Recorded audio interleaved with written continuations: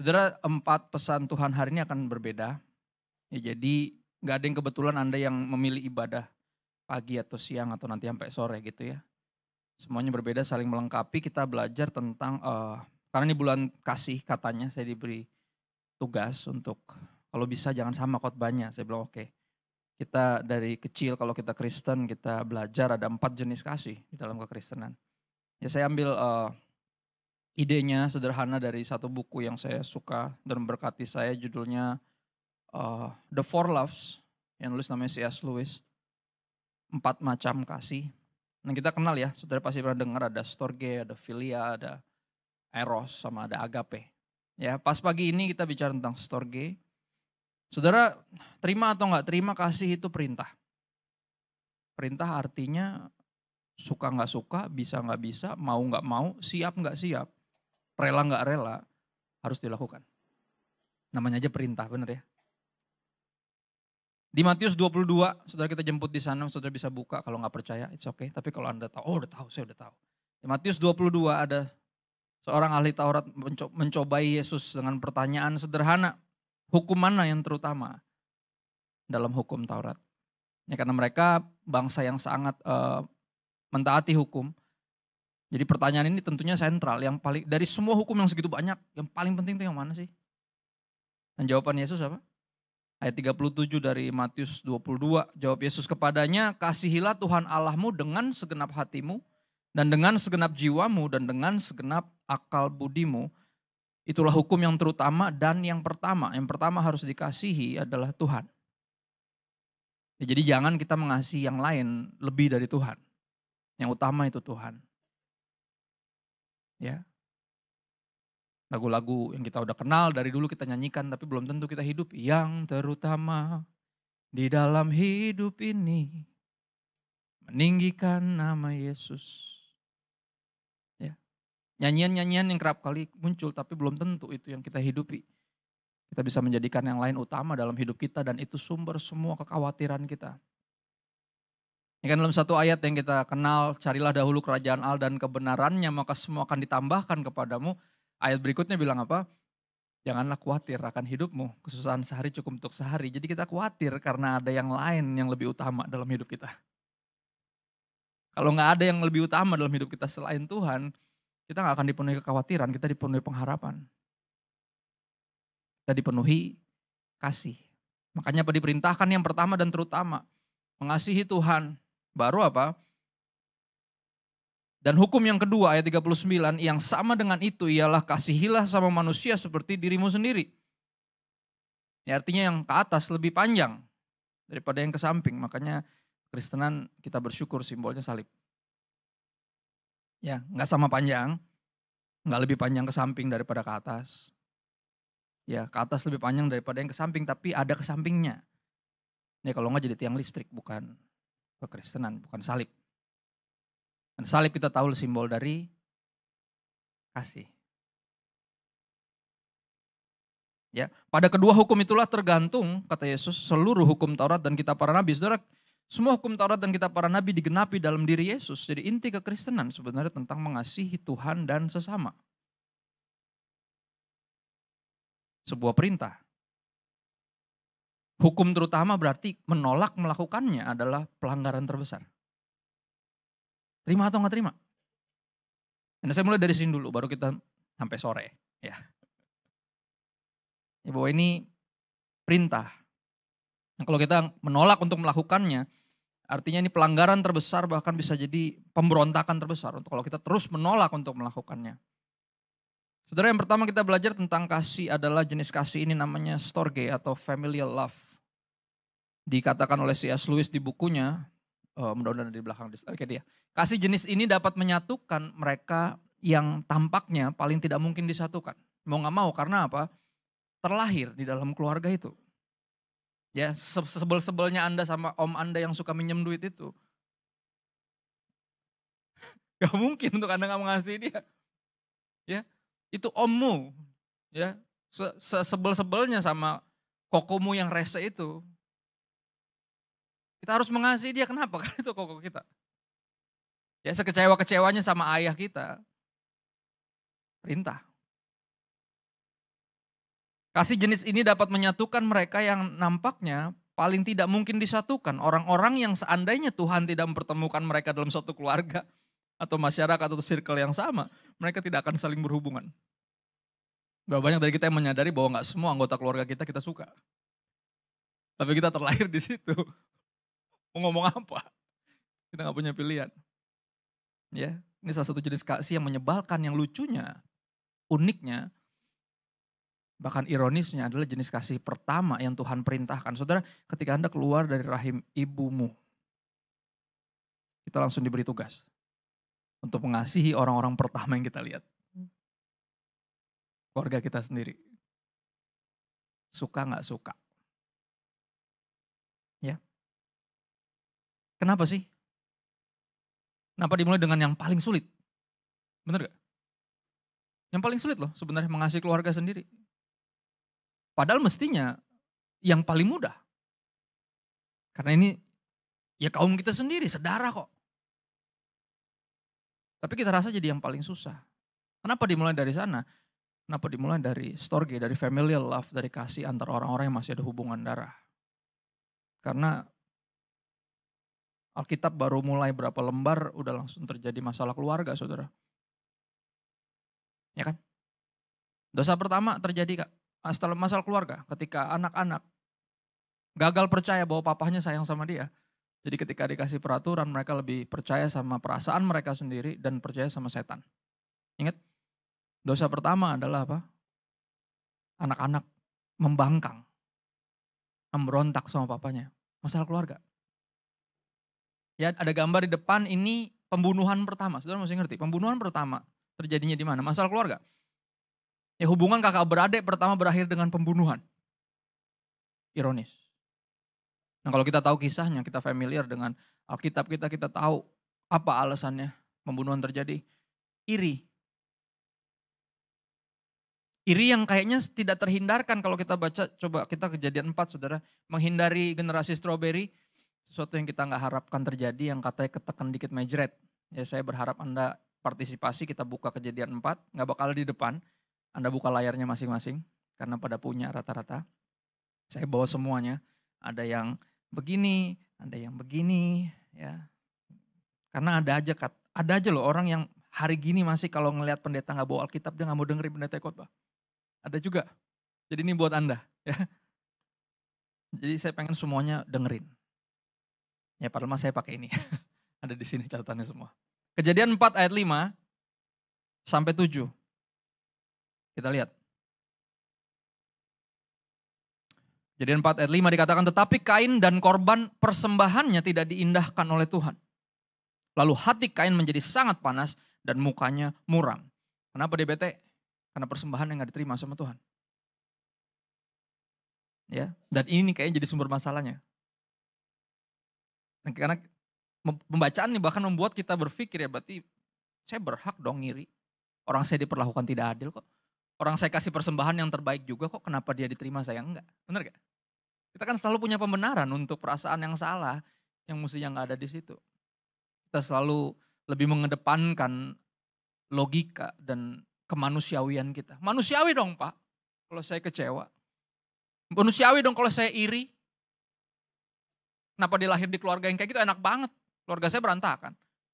Dia kaya raya. Saya miskin begini melarat. Lihat gak? Kita selalu punya pembenaran itu. Dan kita melihat ini bahkan sampai kasus yang bukannya membuat hati kita pedih, tapi malah kita bisa relate. Ya jelas aja dia ngiri. Orang persembahan yang gak diterima. Ayat 6, firman Tuhan kepada Kain, mengapa hatimu panas dan mukamu muram? Menurut Ngana, benar gak pas baca ayat ini? Kita bacanya lebih relate ke, antagonisnya, bukan Tuhannya. Kita jarang melihatnya dari sisi Tuhannya sebagai papa yang berhak kecewa. Karena dia udah ciptain semua, dia udah membuktikan cintanya, dan mereka gagal percaya gitu loh. Apa yang kurang dari Tuhan? Tapi kita selalu coba relate-nya ke yang malah antagonisnya gitu loh. Ya. Mengapa hatimu panas dan mukamu muram? Dan Tuhan bertanya lagi, bukan mesti dijawab di situ, ayat 7. Apakah mukamu tidak akan berseri jika engkau berbuat baik? Kalau lu beneran pelayanan, kalau itu persembahan bener dari hati lu, masa muka lu gitu? Bener gak? Saudara, kalau kita memberi dari hati yang mengasihi, Mau orang itu hargain atau enggak, mau diterima atau enggak, kita nggak bakal kenapa-napa. Ya kan? Karena bukan respon yang kita harapkan. Tapi emang kita rindu memberi. Soalnya ada aja orang yang kita bantu malah makin rese. Kan gitu. Ada amin. Banyak yang senyum-senyum. Kisah nyata kan? Ya enggak? Pertanyaan Tuhan harus direnungkan baik-baik. Kenapa mukanya kayak pepaya kalau emang lu berbuat sesuatu yang baik? Ya. Tapi jika engkau tidak berbuat baik, ini dia. Dosa sudah mengintip di depan pintu dan ia sangat menggoda engkau, tapi engkau harus berkuasa atasnya, mestinya. Tapi dia gagal. Sama kayak semua kita pernah gagal. That leads to pembunuhan, iri hati. Ya, tahun baru jangan bawa iri hati. Ini sesuatu yang kita suka pelihara padahal bahaya banget. Saudara, tahun bisa baru, circle bisa baru, kerjaan bisa baru, HP bisa baru. Nah kalau Anda tetap terus gitu-gitu terus nggak ada yang baru. Saudara. Pembunuhan pertama, kakak bunuh adiknya sendiri karena iri. Perihal pelayanan loh ini bukan sesuatu yang duniawi loh. Saudara akan berpikir, oh tapi kan ini pelayanan. Persembahan loh, sesuatu yang mestinya rohani. Tapi saya percaya pasti ada yang sangat salah di hatinya, makanya bahkan kitab Yohanes di belakang, 1, 2, 3 Yohanes tuh ngebahas juga tentang hatinya Kain tuh jahat, dia bilang. Ya Tuhan yang paling tahu hati, kita mana tahu. Dan bukan bagian kita menghakimi hati orang lain, bagian kita menjaga hati kita sendiri. Dari iri hati. Yang bisa menjadikan perintah untuk mengasihi saudara sendiri jadi lebih sulit. Karena ada yang kita pelihara dalam hati kita yaitu iri hati. Sesuatu yang gak boleh ada sebenarnya. Atas alasan apapun. Termasuk karena perbedaan nasib.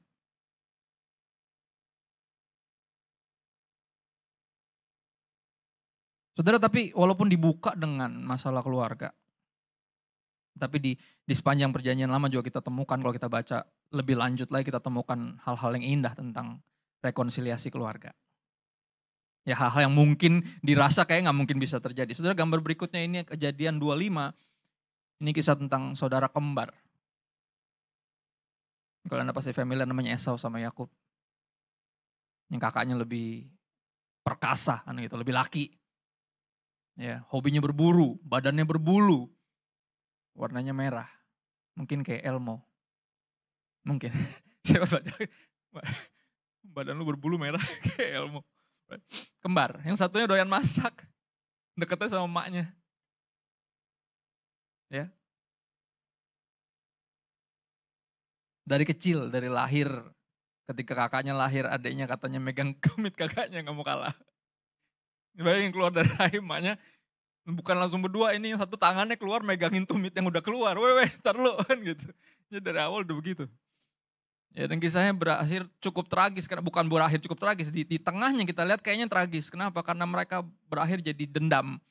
Kakaknya khususnya pengen bunuh adiknya, kenapa? Karena adiknya bohongin bapaknya untuk ambil hak kesulungan kakaknya yang sebenarnya diizinkan oleh kakaknya sendiri, kalau Anda ingat kisahnya. Ya kan? Udah ada kesepakatan. Ya perihal Brenebon Bebong, pasti Brenebon babi itu, nggak mungkin kalau nggak babi, nggak mungkin dia tergoda, ya, pasti. Ya. Kayak orang Manado deh mereka, kita nggak tahu, mungkin, I don't know. Right? Udah ada kesepakatan, ya kan? Dia bilang apa? Oke, gue kasih kesulungan, yang penting sop kacang merahnya sini, kan gitu. Ya. Akhirnya apa? Entah gimana, udah ada kesepakatan, dia ngerasa dia dizolimi, kan itu ya aneh ya. Kadang kita yang bikin sendiri masalahnya, terus kita ngerasa jadi korban. Playing victim banget gitu loh. Udah mau 2024 masih aja playing victim. Saudara, kalau playing victim terus kapan ada perubahan? Gak pernah ada. Ya kita mungkin produk masa lalu tapi kita jangan mau jadi korban masa lalu.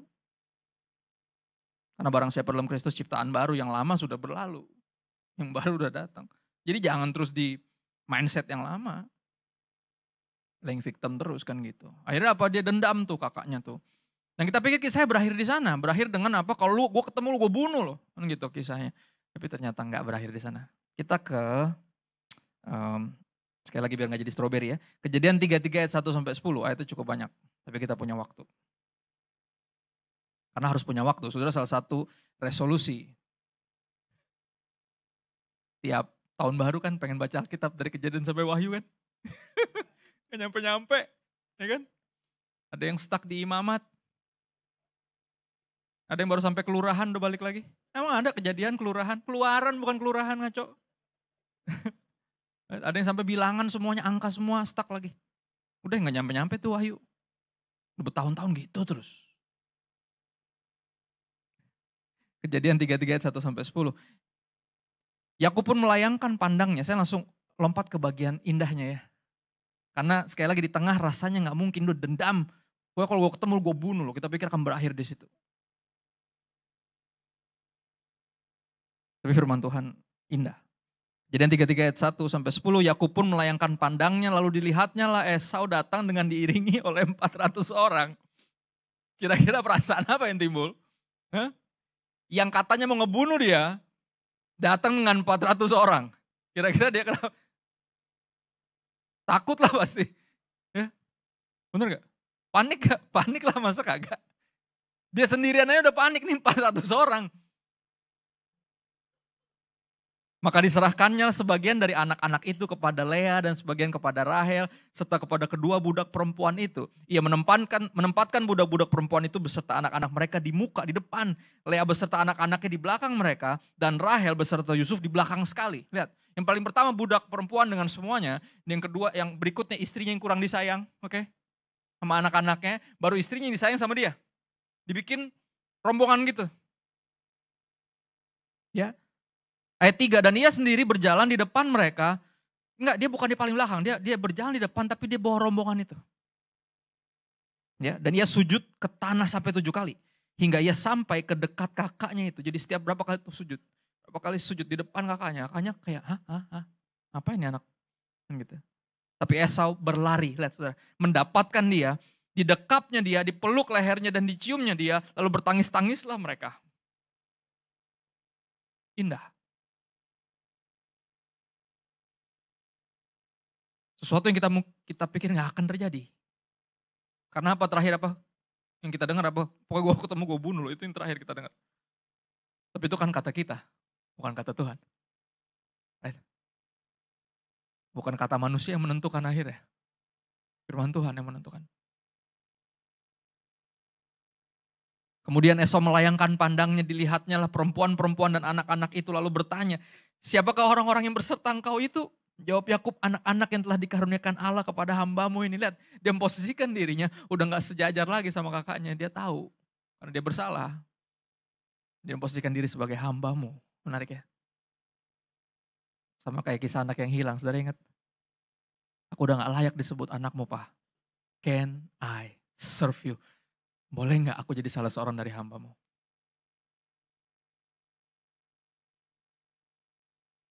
Ayat 6, sesudah itu mendekatlah budak-budak perempuan itu beserta anak-anaknya, lalu mereka sujud semua. Di hadapan siapa? Esau. Mendekat jugalah Lea beserta anak-anaknya dan mereka pun sujud. Kemudian Yusuf beserta Rahel, mereka juga sujud. Berkatalah Esau, apakah maksudmu dengan seluruh pasukan yang telah bertemu dengan aku tadi? Bahasa dia bahasa laki banget, pasukan itu bukan pasukan. That's my whole family. Pasukan gimana? Jawabnya untuk mendapat kasih Tuanku. I am sorry. Biar dikasihani. Kenapa? Karena terakhir lu bilang lu mau bunuh gue. Tapi kata Esau apa? Aku mempunyai banyak adikku. Keep it to yourself. Hamba-hambanya mau dikasih. Bahkan kalau bisa semuanya dikasih. Untuk apa? Mendapat kasih Tuanku. Untuk diampuni. Tapi kata Yakub, janganlah kiranya demikian. Jikalau aku telah mendapat kasih-Mu, terimalah persembahanku ini dari tanganku. Karena memang melihat mukamu adalah bagiku serasa melihat face of God. Dan Kau pun berkenan menyambut aku. Saudara, indah ya? Bukankah ini yang kita rindukan? Berarti ada yang harus duluan. Yang kalau dua-duanya hold back, nggak ada yang mau duluan, susah. Saudara, yang salah bukan cuma Yakub. Esau juga salah. Nggak mungkin yang salah cuma satu. Pasti ada dua-duanya. Dan ini yang bikin udah berkali-kali Natalan, berkali-kali tahun baru, berkali-kali lebaran, nggak pernah maaf-maafan.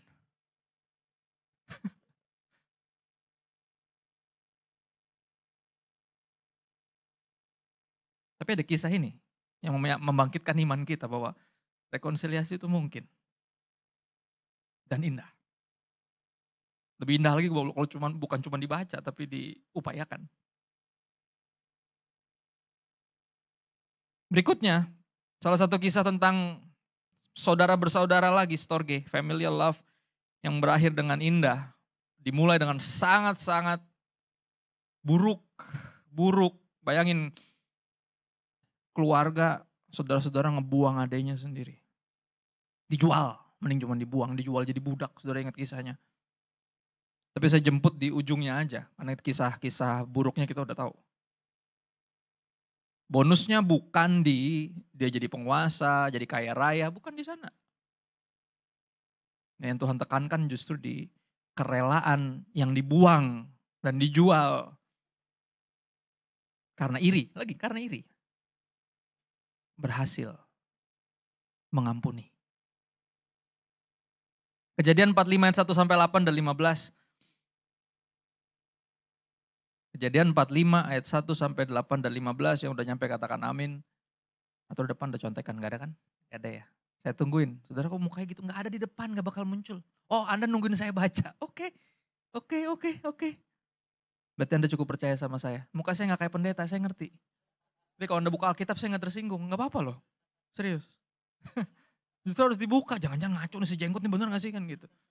Mukanya udah curiga, sudah kuduga nih orang kayak gitu ya. Ayat 1 dari Kejadian 45, ketika itu Yusuf tidak dapat menahan hatinya lagi di depan semua orang yang berdiri di dekatnya. Lalu berserulah ia, suruhlah keluar semua orang dari sini, semuanya. Yang orang-orang Mesir itu semua disuruh keluar. Dia udah jadi penguasa waktu itu. Keluar semuanya. Kenapa? Hati lo gak tahan. Maka tidak ada seorang pun yang tinggal di situ bersama-sama Yusuf ketika ia memperkenalkan dirinya kepada saudara-saudaranya. Gak tahan dia. Saudara-saudara gak ada yang kenalin. Tapi Yusuf tahu persis siapa mereka yang menjual dia. Setelah itu menangislah ia keras-keras. Nggak kuat hatinya, dia teriak nangis. Sehingga kedengaran kepada orang Mesir dan kepada si isi istana Firaun. Saudara kenceng banget. Ngapain disuruh keluar, ujung-ujungnya lu teriak. Semua juga, Pak kenapa nih? Gitu. Pada tahu juga dong. Intinya apa dia? He cannot handle himself. Kenapa? It's hard. It's very hard. Sangat sulit. Ya untuk dilukai sedemikian dalam. Saudara yang kenapa yang circle paling dekat biasanya kalau melukai lebih dalam karena kita nggak nyangka bahwa mereka akan melukai seperti itu. Karena ekspektasi kita tinggi sama mereka. Ya kan? Lu tuh bapak gua mesti lu gak kayak gitu.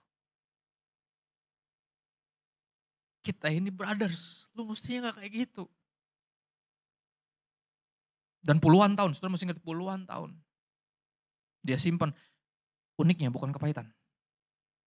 Tapi rindu. Sesuatu yang dia gak berpikir bisa terjadi. Dia akan ngeliat mereka lagi. Ingat dia dibuang, dijual. Consider as dead, diperhitungkan sebagai mati.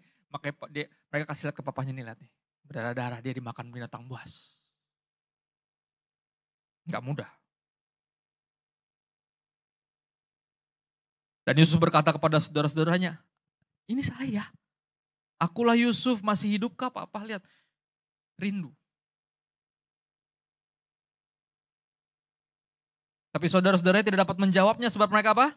Takut dan gemetar menghadapi dia. Wah mati ini kita mati kan gue udah bilang dibunuh gak usah dijual. Lu sih. Panik gak? Panik lah masa kagak. Kayak Yakub panik pas lihat Esau. Makanya dia bikin rombongan tuh. Sama ini juga mati. Kita datang mau nyari makan malah mati. Wah. Mereka udah siap. Dia apain aja udah habis. Lalu kata Yusuf kepada saudara-saudaranya itu marilah dekat-dekat. Indah ya, kangen dia. Sini, come near, come close.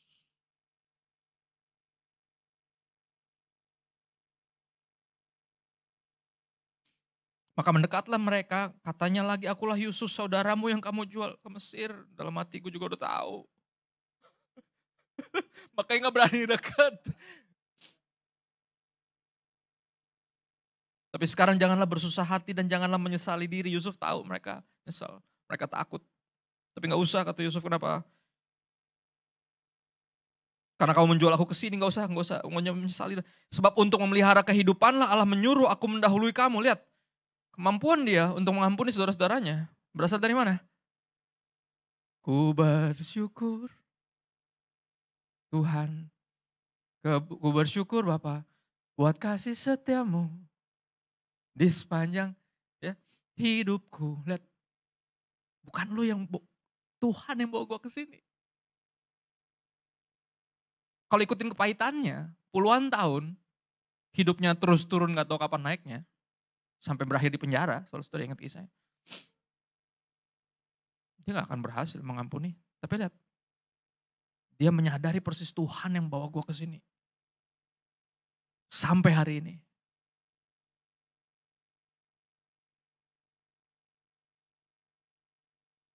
Sebab untuk memelihara kehidupanlah Allah menyuruh aku mendahului kamu. Justru untuk kepentingan kita bersama, Tuhan bawa saya sampai sekarang walaupun melalui penjualan diri saya yang menyakitkan itu. Karena ayat 6, karena telah 2 tahun ada kelaparan dalam negeri ini dan selama 5 tahun lagi orang tidak akan membajak atau menuai. Ayat 7, maka Allah telah menyuruh aku, lihat sekali lagi diulang, Allah telah menyuruh aku mendahului kamu untuk menjamin kelanjutan keturunanmu di bumi ini. Dan untuk memelihara hidupmu sehingga sebagian daripadamu tertolong, dalam artianmu artinya termasuk saya. This is how dia mencukupkan kita, dia memelihara kita, mempertahankan kita kalau nggak kita punah. Nggak enak caranya, tapi kita tahu sekarang. Kemarin belum tahu, 40 tahun yang lalu. Kita tahu sekarang bahwa Allah turut bekerja dalam segala sesuatu untuk mendatangkan kebaikan. Bagi yang mengasihi dia dan terpanggil sesuai rencananya. Tapi kita fokus ke situ nggak, atau kita fokus ke apa yang orang lakukan ke kita? Nggak akan terjadi rekonsiliasi indah yang kita baca ginian. Ya, mirip sama yang Esau bilang, benar gak? Ketika Yakub bawa semuanya, Esau bilang gak usah, saya punya banyak, kata dia. Lihat gak? Dia mau mengampuni adanya kenapa? Karena apa? Tuhan udah terlalu baik. Walaupun apa dia udah jual hak kesulungannya, tapi Tuhan tetap somehow berkatin dia, bawa dia sampai hari ini. Dia bilang, gue udah punya banyak adikku, it's okay, gak usah.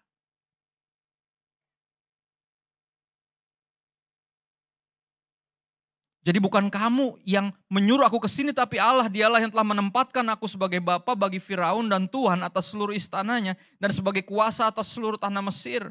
Ayat 15 kita langsung loncat sedikit. Yusuf mencium semua saudaranya itu dengan mesra, dan dia menangis sambil memeluk mereka. Sesudah itu barulah saudara-saudaranya bercakap-cakap dengan dia. Setelah Yusuf menunjukkan kasihnya, pengampunannya, mereka baru berani ngomong. Saudara, semua perjanjian lama kita tahu kisah-kisah ini persiapan buat Yesus.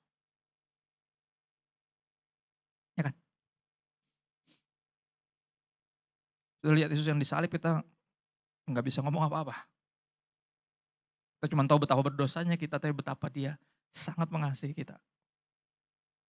Dan pengampunannya yang kita lihat, kita dengar, kita percaya, kita baca, baru memampukan kita berbicara. I am sorry.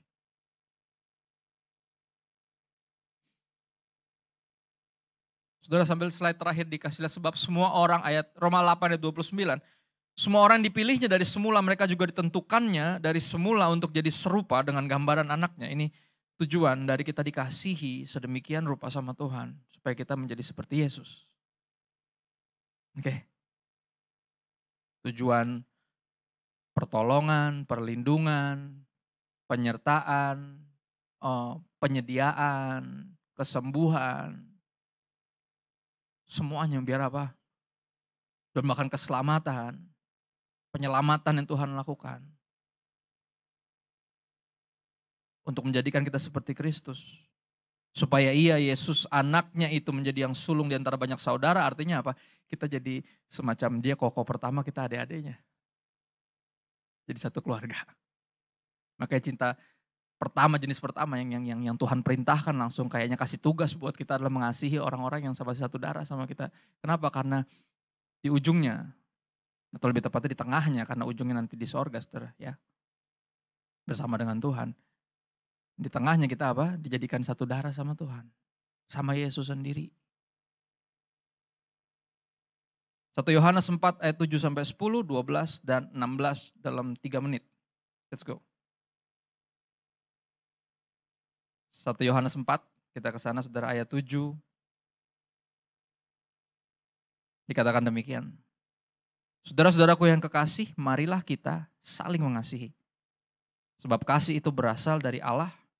Dan setiap orang yang mengasihi lahir dari Allah dan mengenal Allah.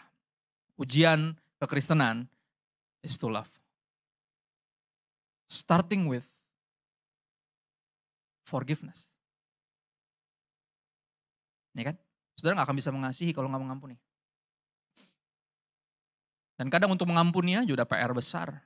Boro-boro mengasihi, Pak udah bagus gue ampunin tuh orang. Lihat gak? Tapi saudara pernah bayangin gak kalau kita cuma diampunin sama Tuhan tapi gak dikasihi. Di sorga nanti Anda dicuekin. Tuhan lihat Anda kayak masuk lagi dia. Gitu. Enggak kan? Kita berharap juga bukan hanya diampuni tapi dikasihi. Karena memang iya kita diampuni dan dikasihi. Terus kenapa kita hitung-hitungan ketika berkaitan apalagi sama saudara kita sendiri. Benar gak? Ayat 8, barang siapa tidak mengasihi ia tidak mengenal Allah sebab Allah adalah kasih. Straightforward.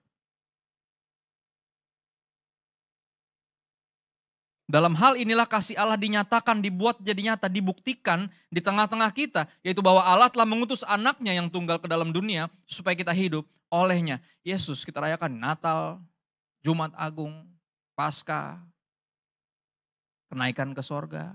Kita nungguin kedatangannya lagi. Kita rayain semua bahkan hidupnya Yesus kita coba teladani. Kenapa? Karena kita tahu dialah cintanya Tuhan yang dibuktikan. Di luar dari keadaan ekonomi, ya kan, keadaan kondisi keluarganya harmonis apa enggak, di luar dari kenyataan hidup, ada kebenaran yang memerdekakan, yaitu apa? Tuhan sangat mengasihi kita dan dia udah buktikan cintanya. Kau telah buktikan cintamu padaku, right? Lagu itu. Jadi please jangan sembarang ngomong, bilang Tuhan katanya lu sayang sama gue, buktiin dong lu sayang sama gue. Jangan berani ngomong gitu. Karena dia udah membuktikan cintanya. Dan cinta itu yang kalau kita renungkan sungguh-sungguh, kita hidupi sungguh-sungguh, kita syukuri dan terima sungguh-sungguh, memampukan kita mengasihi saudara kita. Membuktikan iman kita bahwa kita sungguh mengenal dan mengasihi Tuhan.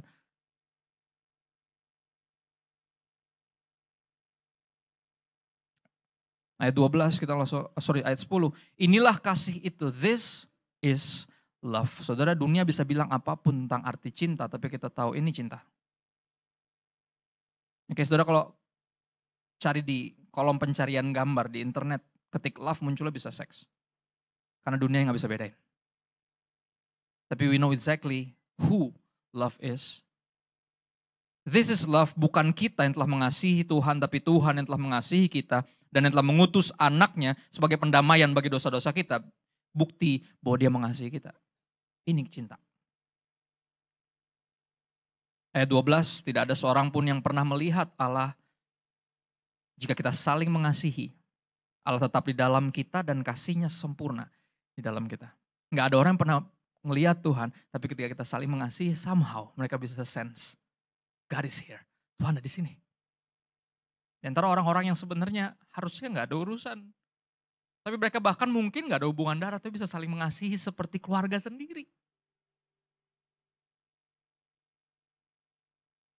Kau, sahabatku dan kau, saudaraku, tiada yang dapat memisahkan kita. Oh, ketinggian. Benar gak? Mesti di antara kita yang mengasihi Tuhan. Orang bisa sense. Bahkan yang ateis sekalipun mulai mempertanyakan keateisannya, jangan-jangan Tuhan ada. Karena somehow gue bisa rasain Tuhan di antara orang-orang ini. Di antara kakak yang tadinya mau bunuh adiknya tapi memutuskan untuk memaafkan adiknya. Di antara adik yang dibuang dari keluarga dan berhak, punya segala hak dan kuasa untuk membalas, tapi dia memutuskan untuk kamu close ini.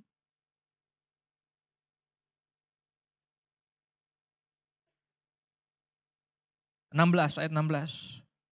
Kita telah mengenal dan telah percaya akan kasih Allah kepada kita. Allah adalah kasih dan barang siapa tetap berada di dalam kasih, dia tetap berada di dalam Allah dan Allah di dalam dia. 2 ayat terakhir 1 Yohanes 4 ayat 19 dan 20. Saudara, ada alasan yang berbeda